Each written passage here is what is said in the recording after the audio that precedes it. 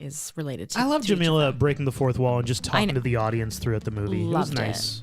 Yeah, because I mean, in rom-coms, you kind of know what's gonna happen, and so like just to like break down that barrier to begin with, you're like, oh, okay, cool. Like you kind of know what you're expecting, but you don't. Yeah. You still got to see it play out, And I loved it. I like how she would touch in, because sometimes you get a rom-com where you hear a narrator like once, and you're like, who's that guy? Like, oh my God, there's a voice? Has there been a voice The this secret whole voice. time? Like, welcome to the Rom-Com Rewind podcast. Hi, I'm Sarah, And I'm Devin. and like you, I love rewatching movies over and over again. You made it to us. You found us. You love romantic comedies, which is great news because we do as well. So this is a show where we rewatch rom-coms, break them down a bit for you, maybe take a peek behind the curtain, dig beneath the surface, and decide, does it still hold up? Today we have Love at First Sight. And best way to get in touch with the pod, you know, if there's something you hear that you want to reach out about, or you just want to chat about romantic comedies or just life in general, at Romcom Rewind on Instagram. And if there's anything you want to do for the pod to help us out, throw us a follow and throw us a review on whatever thing you're listening to us on right now. This week we have a message from Sheila. She says, I love, capital letters, your podcast. I started listening before bed about 6 months ago. I love the banter, the jokes, and the calm that I get as I prepare to drift off to sleep. Aw. I have one complaint. Once a week isn't enough. I have listened to every episode and need more. In all seriousness, I think you both are wonderful. Thank you for bringing me calm every day. Oh, what a nice message, Sheila. Thank you, Sheila. It is interesting to think that she falls asleep to us. I know, that's really cool. That's sweet. Yeah. That's, Never did I think that would happen, you know, to my voice. I love it. Thank you. Can we pull the curtain back on the pod a little bit? You know, a peek behind the curtain of the always. podcast, not the movie yet. Sarah and I have been slugs to start 2024. Your boy Devin got back from Nashville On Monday. So a last week ago as of recording of this. Last episode, I was in rough shape. I think I played it off pretty well. Princess Diaries, a fantastic movie. You had to be good for that. You Devin. gotta You know, bring up it your is- game. It is a good one. I was running off about 9 hours of sleep over 3 days and just copious insane. amounts of debauchery. And now this week, so if you're listening and you happen to be a parent of a child in daycare or something, you know, any kind of flu, sickness, cold that goes through that daycare Yeah. is going straight through your household It's coming home. like wildfire. It's just, yes, it is coming home. I think Sarah and I have been healthy for maybe 3.5 weeks total since Wells started daycare back in October. But yeah, we got a hit with a tough one this week. I'll be honest. A nice stomach bug for us. So Sarah's doing a little bit worse than your boy Devin, but we're recovering and we're ready for the pod. totally. But just so you know, we're going to step up our game for the rest of 2024. It's been There's nowhere to go but up. Okay. It's been a tough start to the year for the pod, I'll be honest. So it is really nice getting those messages from Oh my people like gosh, yes. Sheila. We do. We love reading them. And honestly, when we say we couldn't do the podcast without you, we mean it. Like we love interacting with you guys and you all, and it brings smiles to our faces getting your messages. And there's also no barrier here. There's no like, ooh, if I message them, will they say yes? If you message us, we will see it and we will respond 100% of the time. We promise. Yes, it might take a little bit of time, but we will get there for sure. Love at First Sight is a 2023 Netflix romantic comedy film directed by Vanessa Caswell. It's based on the 2011 novel The Statistical Probability of Love at First Sight, which I actually think I like that title better than just Love at First Sight. So, quick facts, but Go ahead. That's what the movie was originally going to be called when it was going to have Haley Steinfeld as the lead What? in 2014, 2015. Yeah. What a tease for the Yes. quick facts. Haley Steinfeld was supposed to be on here. Yeah. And that's what it was going to be called. And then they changed the title to Love at First Sight. And instead they got a different Haley Lou Richardson. Yes, who actually starred in a movie, The Edge of 17, with Haley Steinfeld. Anyway, it's very interesting. This is strange. Immediately, this is strange. Haley Lou Richardson plays Hadley Sullivan in our story. Hadley, just to paint a picture, somebody who never has a charged phone, is chronically late for things, evidenced by the fact that when we meet her, she's actually in the process of missing her flight to London to attend her father's wedding. This is also the story of Oliver Jones, played by Ben Hardy. Oliver is he's British, but he's a student at Yale in the States. He's obsessed with statistics, with numbers. He hates surprises, and typically, opposite of Hadley, keeps his phone very charged. And this is kind of how our love interests meet. At an airport, Hadley needs her phone charged. Hey, Oliver's here. Got a phone charger for you. We both happen to be on the same flight to London. I'll lead you in with that on Love at First Sight. What are your thoughts? Typical day at John F. Kennedy Airport. There are thousands of people going hundreds of places. Excuse me, sorry. My battery keeps dying. I'll borrow mine if you want. But today, a girl and a boy will meet. Sorry, I don't share electronics till the third date. Okay. No, I suppose it is quite intimate. And it will change everything. Over the next 6 hours and 47 minutes, Hadley Sullivan and Oliver Jones will fall in love. This is me. Well, this is unexpected.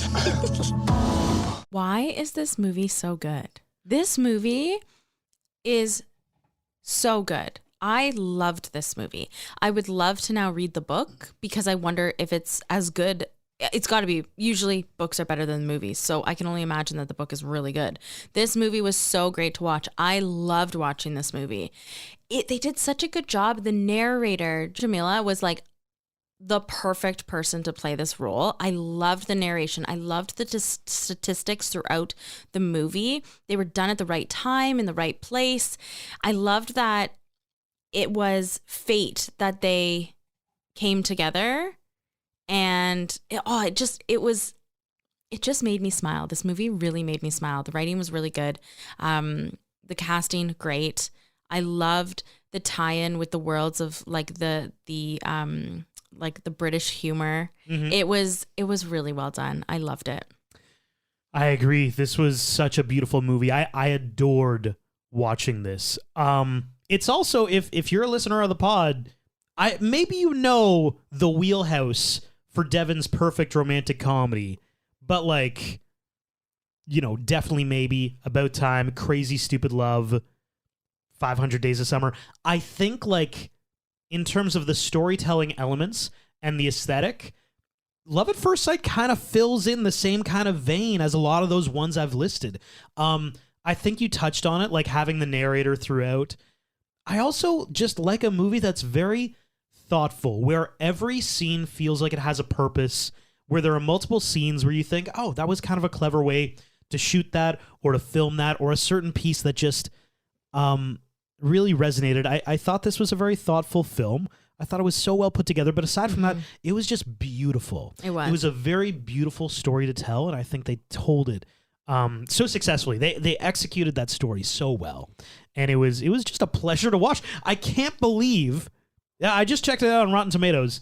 73% tomato meter, audience score 81%. Mm-hmm. So if you've only listened to like the first 7 minutes of this pod and you have not watched this movie, go watch it. This was a well done 2023 romantic comedy that flew so far under the radar. I didn't even have it on my rom-com fantasy team. About to say, I kind of wish that I knew about it so that I could put it on my fantasy draft, because this one would have, well, it could have won for you, Devin. This could have turned the tide for your boy Devin. I'm so upset about it. Anyway, yeah, just a beautiful movie all around. A great watch. I think I agree with that. And when you talk about those movies that you kind of tie this into, you know, Crazy Stupid definitely Love, maybe all of those movies, they have, like you said, a certain aesthetic, and it's almost indie, if that makes sense. Like, it's almost just the way that it's filmed, the way that it's done, the elements that are in it, the narrator. God, I love that she also played a character in the movie, like different characters throughout the movie. Oh yeah, I love yeah, that. You'd see her as like the border control security. You'd see her as, you know, throughout the entire movie. But like you said, it was beautiful, and I liked that they both had struggles that they were going through, and the way that they navigated those within a day. Yeah. But they were heavy. Both of those things that they were going through were heavy. Both completely different. Yep. One heavier than the other, obviously, but both, like, in a way, losses, and how the two of them meeting brought a positive light to it all.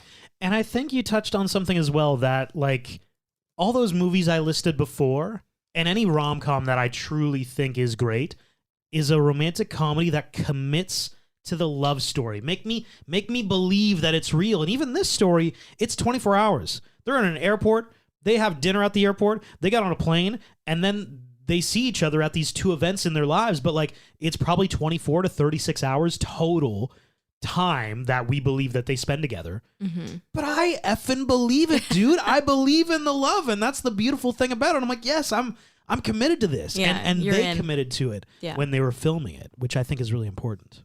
All right, so let's dive in.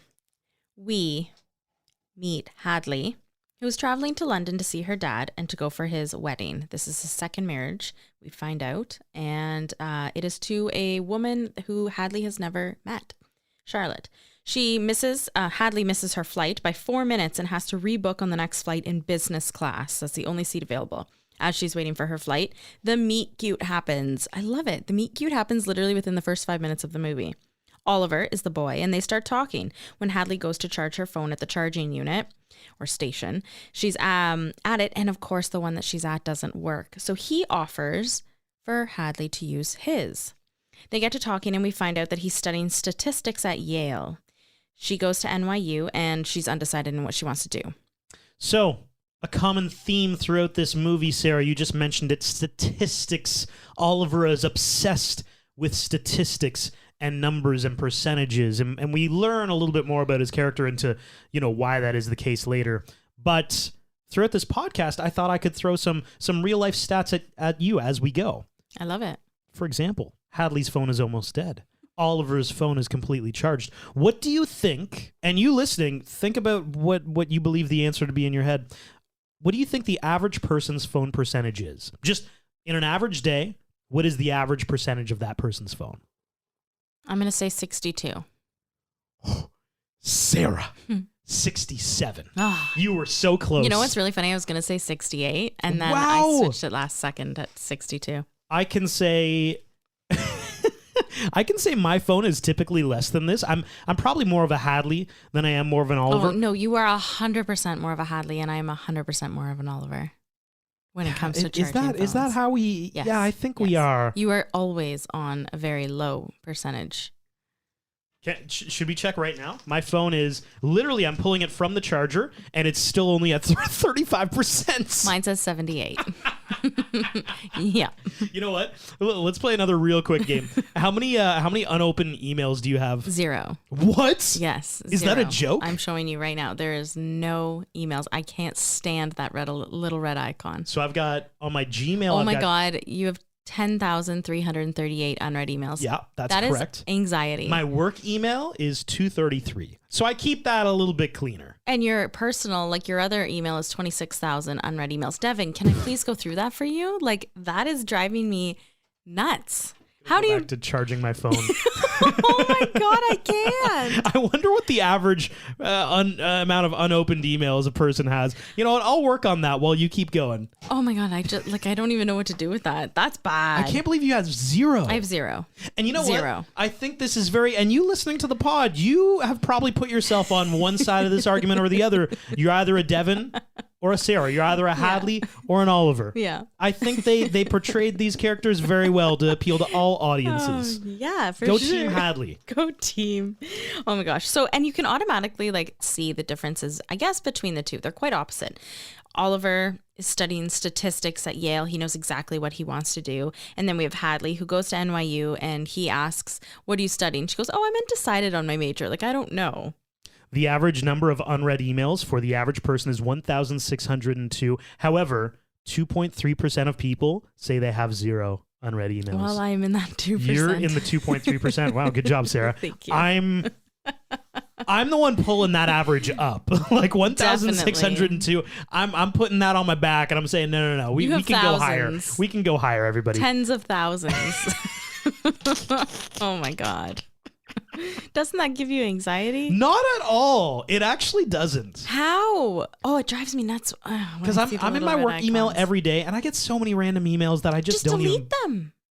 You just gotta press delete. Like, it's a quick little. It's an icon that is a garbage can, and you just click it. It's the same as if you scroll by. The amount of time that it'll take you to scroll by that email, you just click that little button The little garbage No, I can. just ignore the emails and I it don't like. goes away. Yeah, but it's just that's so. Anyway, okay, I can't. The two of them decide to go get food. I was gonna go get some food. Do you want to come with? Was that like a third date thing for you? They both, we discover, hate mayonnaise. That's a real thing. Like, people really hate mayonnaise. I get it. My brother hates mayonnaise. Yeah, I like mayo, but I get how people could love not mayo. like it. Like when there's too much mayo in something, I notice it right away. I'm like, that's too much mayo. It depends. You know? Toasted tomato sandwich, delish. Too much mayo in an egg salad sandwich, that's, it might be an issue. Sure. Okay. Yeah. That's your line. Yeah. The egg salad sandwich. I would think that, yeah. Okay. Yeah, too much mayo. We're loopy. You can there you tell go. we're getting off a flu because we're very loopy this episode. Okay. This could be a train wreck. We have no idea. Okay. We also find out that Hadley hates dentists in small spaces. Oh, I also hate dentists, Hadley. Yeah, you really do. Yeah. So they're called while sitting for dinner. They're called for their flight. Of course, they're both late again, which is amazing to me. They both have to run to the gate to make the flight. They were very far from their gate, Yeah. so far. How Don't wander that far off when you're doing that. Like, why? is there a specific airport moment in your mind that you had to run somewhere to get to a place or any stressful airport moments that come to mind quickly? Because I had one very recently. That trip to Nashville I was just telling y'all about. Oh, you didn't tell me this. I just threw a y'all into normal conversation too. Wow, watch out. So we had to fly from Toronto. We had a connection in Washington to get to Nashville.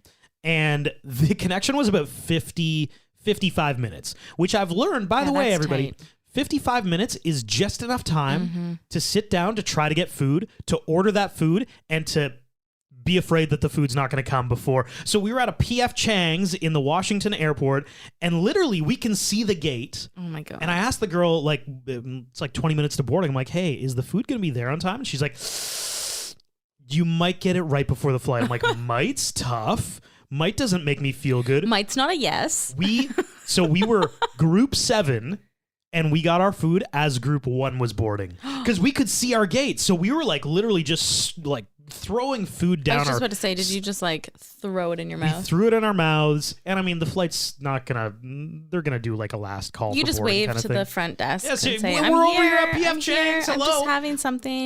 Yeah. So we, by the time group 6 was called, I was pretty comfortable with how much I ate. I was satisfied. Oh, that's good. Still brought some on the flight, but it was very stressful to be we ordered this food. We can see our gate about to And start still, boarding. you might have been late. Stressful. Goodness gracious. Which once again, also a very Hadley thing to happen. But So they board the flight. They actually get on, and Oliver helps Hadley get her bag into the overhead compartment, and then shakes her hand, saying, Sorry. Back to the gym. Sorry, one sec. It's lovely to meet you, Hadley. Yeah, Good luck. you too. Good luck. What's a no? and So then long. heads back to economy while Hadley is sitting in business class. Oliver gets to his seat beside a man who is very large, and it turns out that Oliver's seatbelt is broken, and so he can't sit there without a working seatbelt. The flight attendant moves Oliver to the seat beside Hadley, and if we listened when, if you guys listened when she was getting the business class flight, the person did say that there were 2 tickets left, and they were only in business class. oh, I didn't even notice that. Well, I think I heard that right, and I think that's what I heard. That sounds like it would make total sense. So the only flight that was left the only seat that was left on the flight was the seat beside Hadley. And the narrator tells us that Over the next 6 hours and 47 minutes, Hadley Sullivan and Oliver Jones will fall in love. But then, 18 minutes after they land, they'll be separated in a crowd and never see each other again. that is if they don't get each other's name or phone number or anything that is related to I love to each of Jamila them. breaking the fourth wall and just talking know. to the audience throughout the movie. Loved it it. was nice. Yeah, because I mean, in rom-coms, you kind of know what's going to happen. And so just to break down that barrier to begin with, you're like, oh, okay, cool. You kind of know what you're expecting, but you don't. Yeah. You still got to see it play out. And I loved it. I like how she would touch in, because sometimes you get a rom-com where you hear a narrator like once and you're like, who's that guy? I'm like, oh my God, there's a voice? Has there been a voice this whole time? Like, I remember Age of Adeline. We have a narrator at the beginning, and then we have a narrator way at the end, and I forgot about the narrator, so when he jumps in, I'm like, holy shit, there's a narrator Get a jump here. scare. Yeah, a little jump scare for you in a rom-com. Hadley believes real love is about holding someone's hand when life gets tough. Doesn't need to be a big thing. You know, her dad's getting married again, and she's not really looking forward to it. One, because she's never met the girl, and two, because she liked her old life. She liked her life with her mom and dad being together, and, you know, when her dad left to go to the UK to teach, her parents split up. And we find out from Oliver that he likes that weddings are a promise. He likes weddings, and he likes what they stand for. So again, completely opposites. And Around Now is actually my best scene. I think it happens right after this moment or right before this moment. Mm-hmm. They both end up going to the washroom. And airplanes, I should say. The washroom situation is like, especially when there's a line for the washroom, it's like, oh my God, we're crammed here together waiting for the washroom. Sardines. The soundtrack for this film is also really, really well done. They have an acoustic version of Whitney Houston's "I Want to Dance with Somebody." You know what it reminds me of, Sarah? You'll like this. Mm-hmm. Schitt's Creek. Yeah. When yes, Simply the Best. Mm-hmm. The acoustic some songs loved that. I died for that scene. Yeah. Some songs you're like, what would this sound like acoustic? I bet that would be stupid. And then you hear somebody do it, and you're like, that's actually beautiful. Yeah. That's amazing. The Schitt's Creek, Simply the Best acoustic version, fantastic. Whitney Houston's I Want to Dance with Somebody, acoustic, while they're just staring at each other and all this sexual tension is building and they're about to kiss. And that's back to what I'm saying. Like, they only knew each other for what? 10 hours at this point, maybe? Yeah. Something like that. Between 3 and 10 hours. The flight's 6, I don't know. Immediately I'm like, hey, there's a connection here. There's chemistry. I'm feeling it. I'm vibing with Whitney Houston. Yeah, you buy it. Yeah, I bought in. Best scene. It was a really good scene. So they both wake up after falling asleep, and the flight is descending. Oliver asks where the wedding is, and she says, it's in Shoreditch, and he asks where his is, again, thinking that it's a wedding. As they're going in different lines for the passports, so she has to clear customs and security. He's a British citizen, so he's going to go in. He flies right through, and he gives Hadley his number, but she gets bumped at the same time and loses it because her screen breaks and then her phone dies, obviously. The girl's got to get like one of those power packs and a connector for her phone. Way too practical, Sarah. No. Hadley goes through customs to grab her luggage, and he is gone. Hadley takes a cab into the city to Shoreditch, and Charlotte's bridesmaids are going to be at the ready to get her ready for the wedding, because the wedding is like at noon that day. Can I stop you really quick? Yeah. Because something I really, really liked about this film, Mm-hmm. I love when this happens. When we get 2 sides of the story. I love it. And like what's happening simultaneously to the other. So at the moment they leave the airport, we're seeing Hadley's version of events. Yeah. But later on in the story, we're going to see the exact same timeline, but what Oliver was doing at those same moments. And I just wanted to chime in because I think that's very important. We're led to believe that Oliver was not at the airport and Hadley just got in a vehicle and left, kind of thing, for the wedding. So the wedding for Hadley's dad goes well, and then they have to spend a few hours between the ceremony and the reception. And Hadley's dad asks her to do a father-daughter dance, which she replies yes. And then she quickly meets Charlotte, and she's like, I like Charlotte. She's like, I can't, hate her. She's great. Can't hate her. I've got a question. Do you remember the colors for the wedding dresses? Or the bridesmaids? She says like a bruise, but I would say they were like they're not a maroon, I guess in between like a maroon and a wine. What do you think is the statistical most popular color for bridesmaids' dresses? Blue. Blue is number 2, right behind green. Green. I mean, my bridesmaid, like for our wedding, they were emerald green. Got a few more wedding stats for you. What percentage of people you think performed a first dance at their wedding? In I think these were as of 2022. Like the year of 2022. 87. 91, Sarah. Oh, I'm good at this. Um, I'm not good at numbers, but I'm good at guessing. there were father-daughter and or mother-son dances. What percentage? That's a tough one. Yeah. Both? Because... No, Okay, and or. So yeah. there was at least one or the other. Or both. 93. 80. Oh, okay. Incorporated, what percentage of weddings do you think incorporated something old, new, borrowed, and blue? Which I think is the stupidest thing. I don't get it. I don't get it. It's like when a girl breaks up with, or a guy breaks up with a girl and all her friends are like, okay, we're going to burn his shit now. I'm like, well, how does that, what is that? What is that? What is it?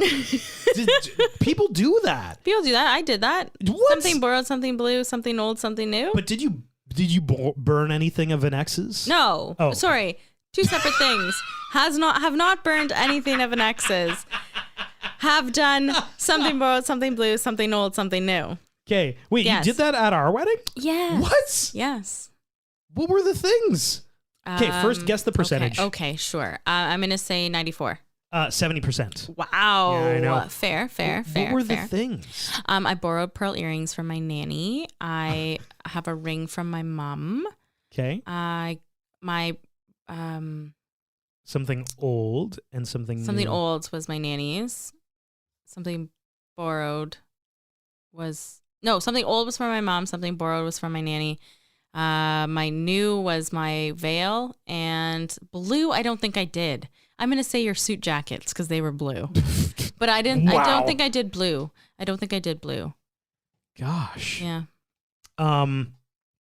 What? This is a funny one because I haven't been to a wedding that didn't have this. What percentage of weddings had guests with specific table assignments? Say that again.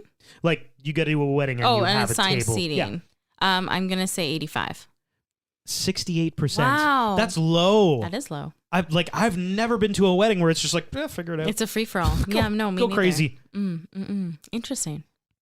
Do you like these? I can do a few more I like odd these ones. a lot. Okay. I think they're great. What percentage of weddings do you think happened within 30 miles of where the couple live?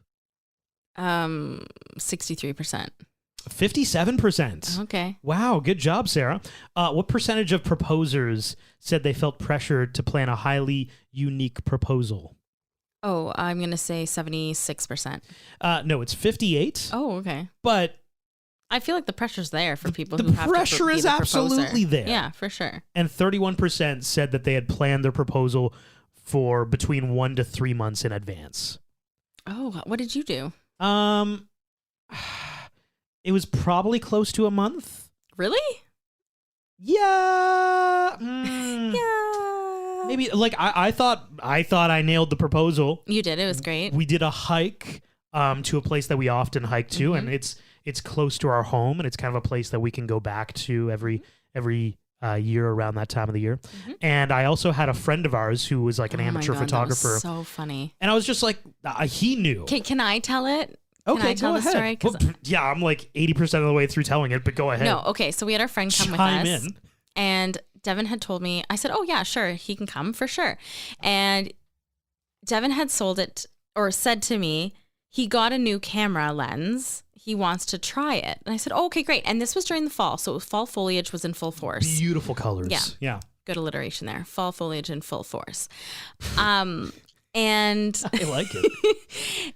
so here I am walking on this trail and, you know, our dog Frankie's like wandering about and whatever. And I'm like, oh, you got to take a picture of this leaf. Like, look at this tree. It's like, it's such great colors. And like, She's like suggesting to him. what like, about this tree? Like, oh my gosh, look at this view. Like and he's like, okay, sure. And he wasn't taking photos of the trees that I was pointing out. And I was like, I'm just here for in my mind, I'm like, why aren't you doing this? Like, these are great fall foliage photos. Yeah. You need to get be better. Like, take some photos. God, Scott, get on it. Yeah. And then so sure enough, we get up Showing you to- some great photos Yeah. over here, man. I'm like, come on, man.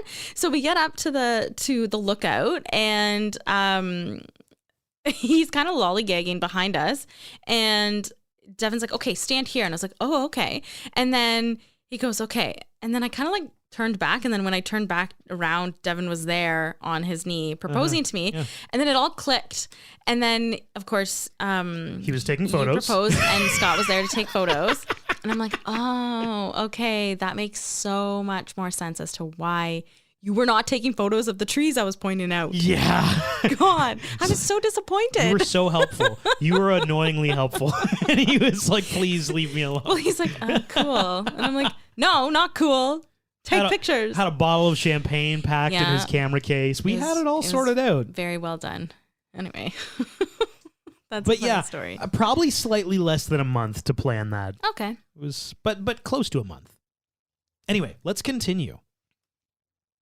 So now Hadley, because of this long layover between, which, by the way, pet peeve of Devin's, if you do this at your wedding, I don't really care, but just know, I don't like it if you're going to invite me to your wedding. I hate the long layovers in between the ceremony and the rehearsal. Yeah. If it's like, here's the thing, just if it's an hour or two, cool, great. Especially open up the bar, I'm down.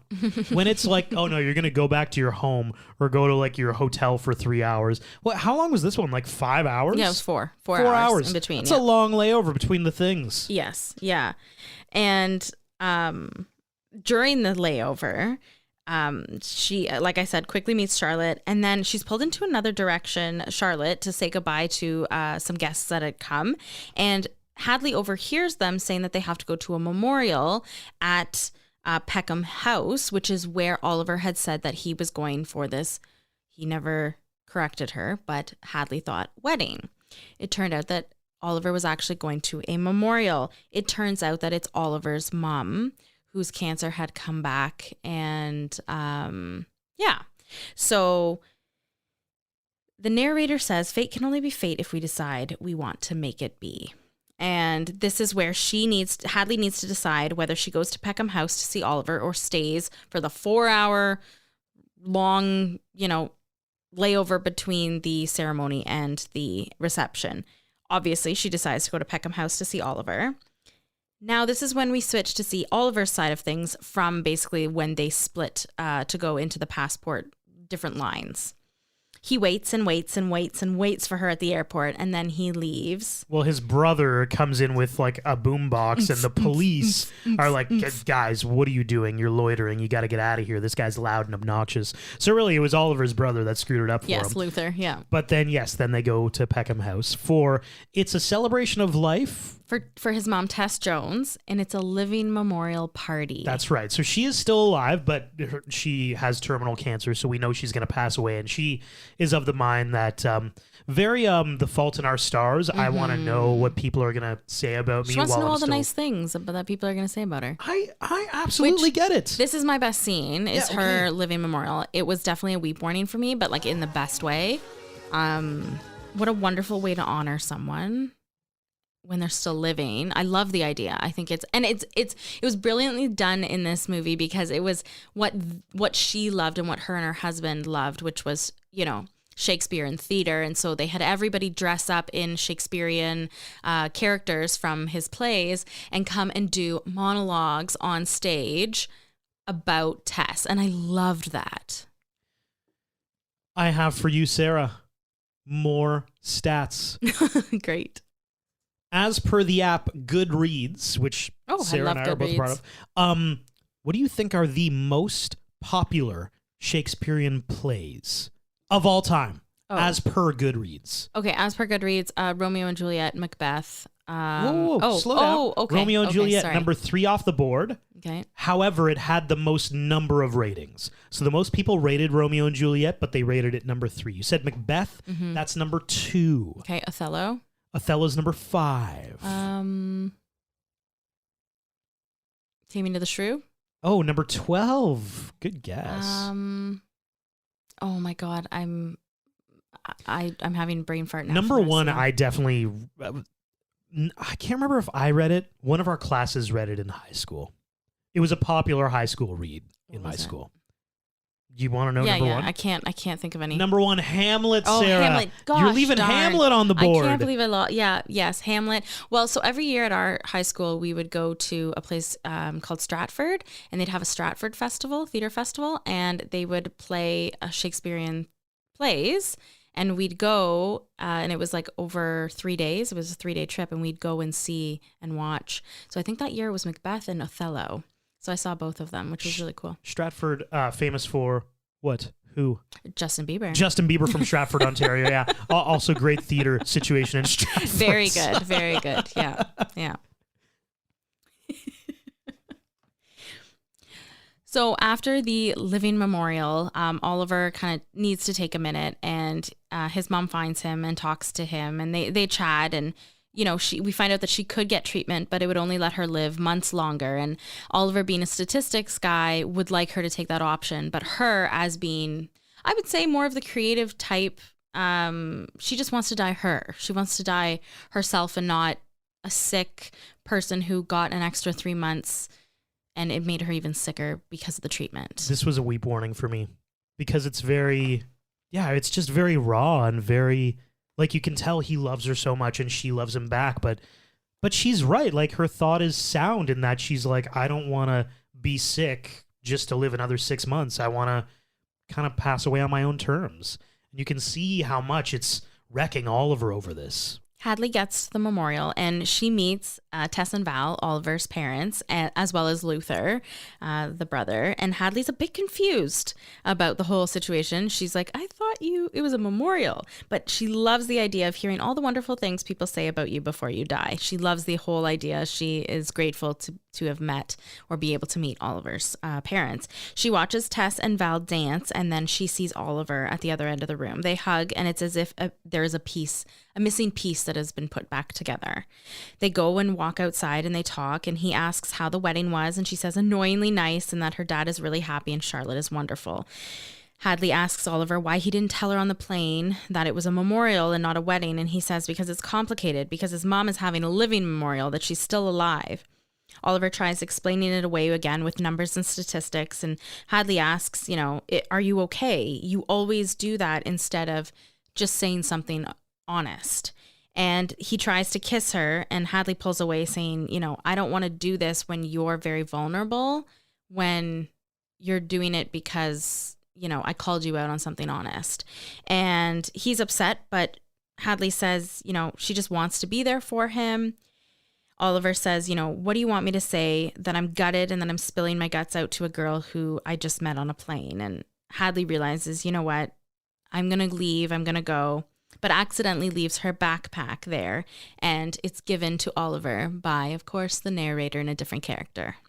How Cinderella of our story to leave. It's kind of like, at the end, I was like, oh my God, are we going to get like a guardian angel kind of moment or like a fairy godmother kind of moment? Like... But I like that it didn't do that because it does still stay grounded enough, So the last speech at the living memorial, or the monologue, I should say, is Oliver's to his mother. And he goes up there to give his speech and starts out with all of these statistics and numbers. And then he realizes that, his mom isn't a statistic or a number, and, starts to be honest about his feelings toward his mother's living memorial and how she's going to be gone.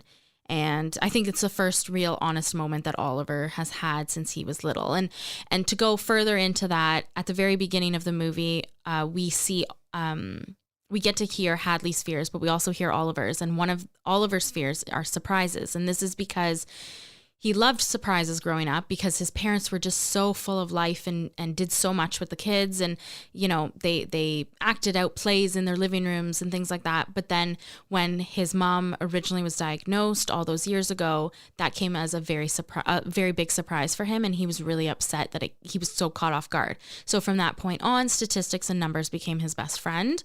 And that's, I think when you saw the shift in his, I guess, life, he hates surprises. So Hadley tries walking back to the church, terrible idea, but ends up getting lost with heels that are giving her blisters. And then, of course, her phone is dead. She trades the heels for sneakers and uses a random man's phone in a Christmas market to call her dad to come and pick her up. Hadley's dad comes to pick her up, and they talk finally, and Hadley tells her dad that she left their ceremony right after to go and find a boy from a plane because she felt that, she needed to be there for him. Then Hadley asks her dad, why didn't you fight for us? Why didn't you fight for Mom? Why didn't you fight for our old life? And he says, he doesn't have a good answer, but that they stopped both putting in the work and that love is hard. Hadley tells her dad that she liked their old life, but that she is very happy for him, that he's happy with Charlotte. They make up and they're in a good place, and they kind of quickly talk about that book that she was originally going to give back, but she's going to keep it and read it. Back at Oliver's mom's memorial, Tess, the mom, says that she likes Hadley and the whole family wants him to go and find her. And so he does. He decides to. They all get into their car together and go and take a family ride to go to the church to crash the wedding. Oliver shows up and finds Hadley. Oliver tells her, You asked me what I was scared of when we met. That's it. I'm scared of being caught off guard by things like cancer or heartbreak. and then they kiss. This is an epic kiss. This is a good first kiss. Yes. I'm glad it didn't happen on the airplane because this was a good kiss. Oh, but Whitney Houston. I know. So good. They could have replayed it, And then we find out at the end of the movie, the very last scene, she asks, by the way, I wanted to ask, What are you actually researching? Actually, Actually, yes. the statistical probability of love at first sight. And that is the title of our novel that this is based off of. And then there's also the inkling of she was going to leave to go back stateside immediately. And she's kind of Yes. like, maybe I'll hang around for a few extra days kind of thing. yeah, she's going to miss her flight the next day. Yes, exactly. I liked that. Quick facts.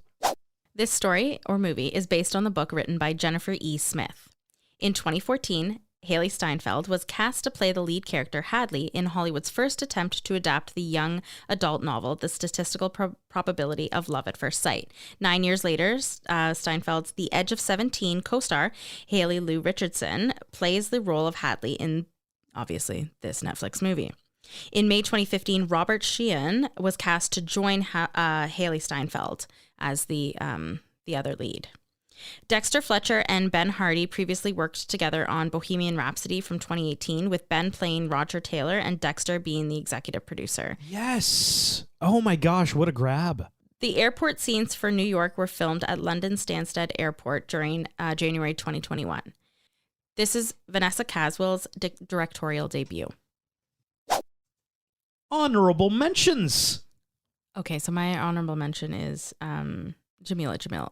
Oh, really? Yes, I loved her in this. I thought I loved the addition of her as the narrator, but then throughout the movie as well, and then giving statistics, kind of like we mentioned already up front. Like, they will fall in love, but then they're gonna separate, and will they see each other again? I don't know. It depends. Like, I liked that. I really liked it, the way that it was done. And sometimes narrators can be hit and miss, but she was a really great narrator.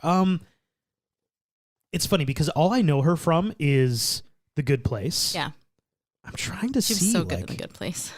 She does a ton of voice acting. She has a very good voice. She was in She-Hulk, Sarah. You love that. Yes, she was. Okay. She was a villain. My honorable mention is just love stories in airports. Oh, I have some of those too. Oh, yeah. Well, I was going to say, like, we've seen them before in pop culture. We saw two this past year in 2023. There was that movie with David Duchovny and Meg Ryan in an airport, although which we haven't done yet. Yes, which we haven't exactly. But then this one, so I'm like, are there real stories of people falling in love at airports? Does it ever actually happen? I found a stat. Oh. I don't think it's real. Oh, okay. It says 1 in 50 people fall in love on a plane. No. That feels high. It's super high. I Very feel like high. they gave the percentage statistic in the movie. Did they? I Yes. totally missed it. Yeah. So I've got a few airport airline stories of love because I wanted to believe, like, does this actually happen? This person says, last year I flew to the West Coast for a dance workshop. I had an aisle seat on my second flight, and I arrived in my row first. A few minutes later, a young man said, "Excuse me," and I got up to let him into the window seat. I was relieved that someone who seemed to be near my age was sitting with me. That's real, by the way. If you get on a flight and you're like, okay, the people beside me seem relatively normal and also my age, Amazing. Yes. We're going to cruise through this. I used to do this on the bus ride home when I would come home from university. Oh, buses are different, I'd too. be on the bus for 8 hours, and so I would try to pick people that I thought were looked relatively 100%. normal. 100%. I got that compliment on a bus one time. I was already seated, and this girl gets on, and she like decides to sit beside me, and we end up chatting during the bus ride, and she's like, I'm so glad I picked you. I was trying to look for somebody normal. And I'm like, It's glad true. I give that off. It's real. It's a real thing. Yeah. Anyway, this person said, nobody else came to our row, and the seat between us stayed empty for the final hour of the flight. We spoke nonstop, learning about each other. He was new to the area to where we were both flying back. I offered to show him around sometime if he was interested. Oh, baby, here we go. We exchanged numbers. I repeatedly told him that I was not flirting, but simply being friendly. The relationship started out slowly. I had just had the greatest time hanging out and talking with him wherever we went. They ended up, this is the happiest I've been in a long time, and I cannot wait to spend my life with this wonderful man, they say. Wow. So we don't know how long they've been dating, but presumably a long time. Okay, I have one. Feel free. My cousin saw a handsome guy at the airport with another woman, and she asked her friend why every good man is taken. They board the plane, and handsome guy sits next to her, and they start talking. Turns out the other woman was his sister, and he and my cousin were on the same tour, only he was in another group. They have now been together for years and have 2 kids together. Amazing. Very reminiscent of our story here, where they don't just meet at the airport or on the flight, but then there's also the tour group after. That's destiny. It right is. there. That's fate.